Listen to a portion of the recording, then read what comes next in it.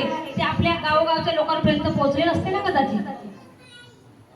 त्याच्यामुळे मला असं वाटते की महिलांना पण कमी समजू नका. ज्या सावित्रीबाई फुलेंनी आम्हाला समानतेचा धडा दिलेला आहे, पुरुषांच्या खांद्याला खांदा लावून आम्ही तुमच्या बरोबरीने काम करतो, ते कलाकार आज तुमच्या समोर आपल्या भजनाच्या माध्यमातून सादरीकरण करणारच आहे.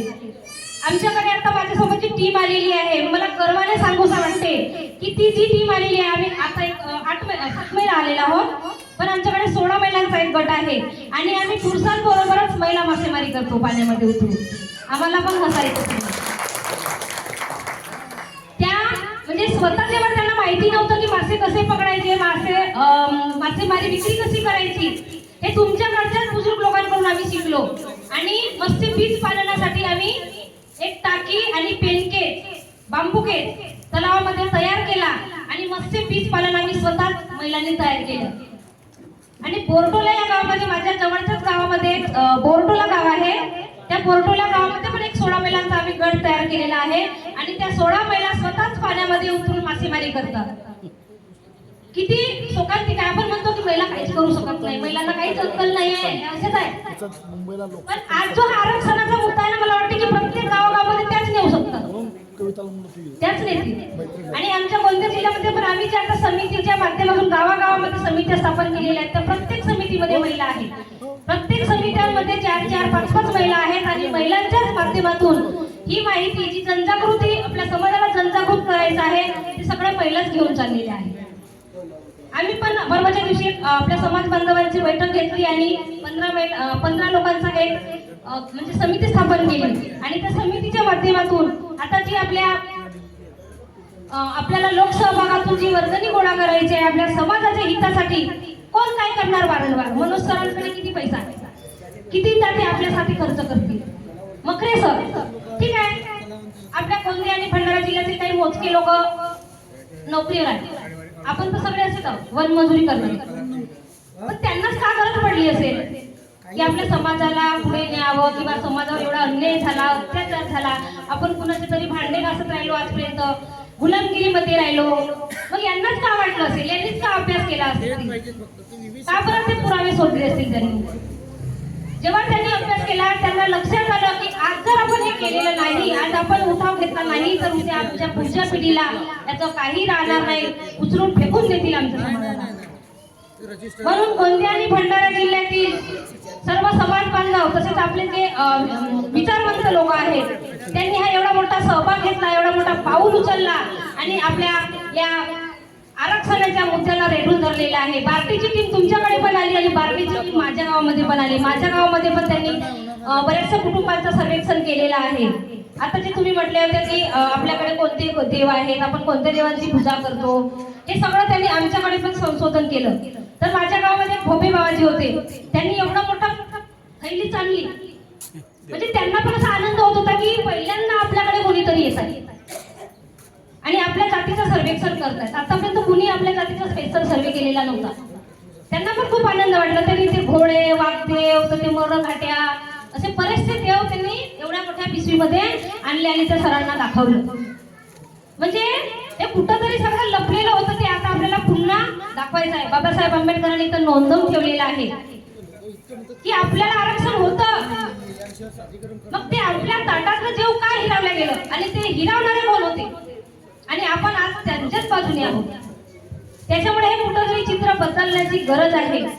आता कौतुकताईला मी पण ओळखत नव्हती, पण जे तुम्ही तिचा जेव्हा मग अशी सत्कार झाला आणि कोरो संघटनेचा उल्लेख केला गेला, त्याच कोरो संघटनेची पण मी 14-15 मध्ये फेलो होती आणि त्याच लिडरशिपच्या माध्यमातून माझ्यामध्ये हे एक लिडरशिप जागृत झाली.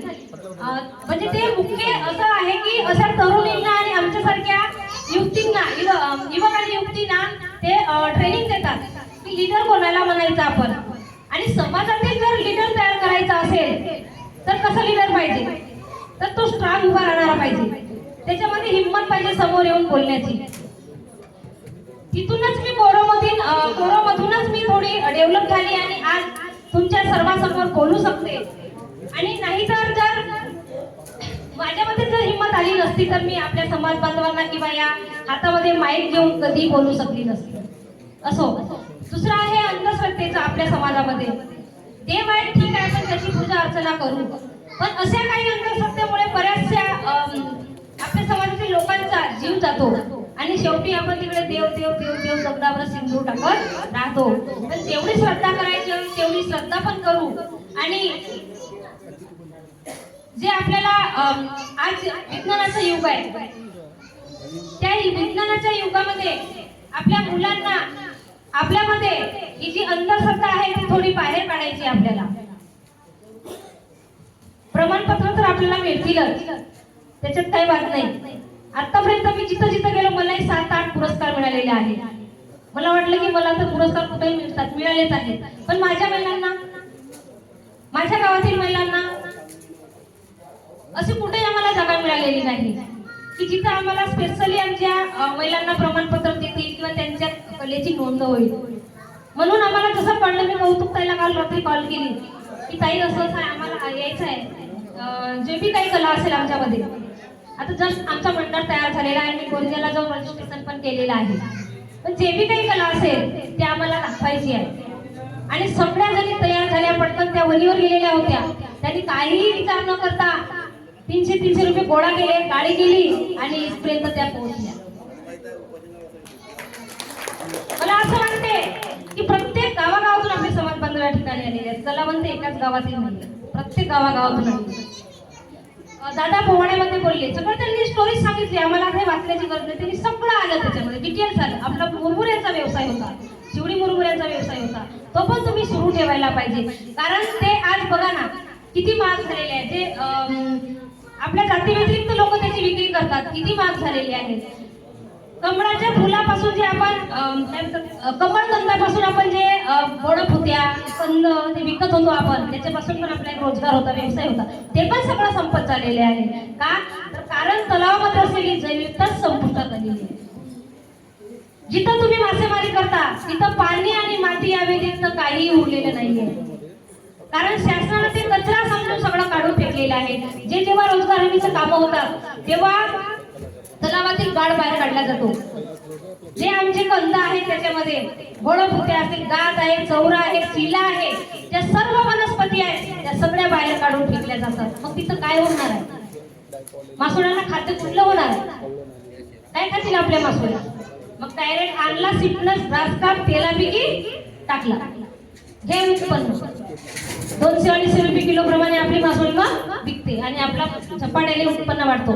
पण जेवढ्या झपाट्याने आपलं उत्पन्न वाढतो तेवढीच आपली जैविकता झपाट्याने कमी होत आहे. हे पण आपल्या समाज बांधवांना समजायला पाहिजे. हे मी आजच्या या कार्यक्रमाच्या माध्यमातून तुम्हाला सांगू इच्छिते. आपल्याला ते जिवंत करायचं आहे, तलाव जिवंत करायचे आहे. मग जिवंत करायचे म्हणजे काय? तर जिथे जिथे तलावात वनस्पती नाही आहे तिथं तिथं तुम्हाला आणून टाकायचं आहे. तेच त्या मासोळ्यांचं खाद्य आहे. नाहीतर चिपनस राजकार हे सगळं वनस्पती संपवून टाकतात आणि सगळं तलावांचा सत्यानाश करतात. तर आता बराचसा उशीर झालेला आहे, मी जास्त काही बोलणार नाही. पुढे जर संधी मिळाली तर नक्कीच बोलायला येईल.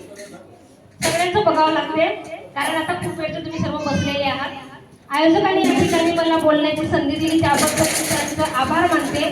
आणि असेच कार्यक्रम आपण गोंदिया, भंडारा या ठिकाणी घेत राहू सातत्याने असं मला तरी वाटते. आणि माझा 2 शब्द इथेच थांबविते. जय हिंद, जय भीम, जय महाराष्ट्र.